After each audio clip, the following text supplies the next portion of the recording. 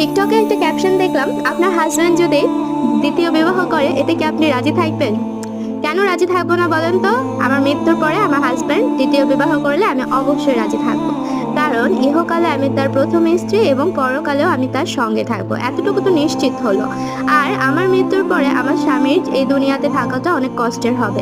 কারণ একজন পুরুষ যদি মারা যায়, একজন নারীর ক্ষেত্রে এই দুনিয়াতে থাকাটা ততটা কষ্টকর নয়, কারণ সে নিজের কাজ নিজেই করে খেতে পারে। কিন্তু একজন স্ত্রী যদি মারা যায়, সেক্ষেত্রে একজন পুরুষের ঘরের মধ্যে যাবতীয় অনেক কাজ রয়েছে, যাতে একজন পুরুষের সত্যিই থাকাটা অনেক কষ্টদায়ক হয়। এমন একজন দাদুর কথা আমি শুনেছি এবং তার কাছ থেকে আমি এতটুকু বুঝতে পেরেছি, একজন নারীর একজন পুরুষকে ছেড়ে থাকার যতটা স্বাভাবিক হয় বা যতটা সহজ হয়, একজন পুরুষ কখনো একজন নারী ছাড়া থাকাটা এতটা সহজ হয় না। সো এত সুন্দর আর স্বাভাবিক কথাটা যখন আমি বুঝতে পেরেছি, তখন আমি বলবো অবশ্যই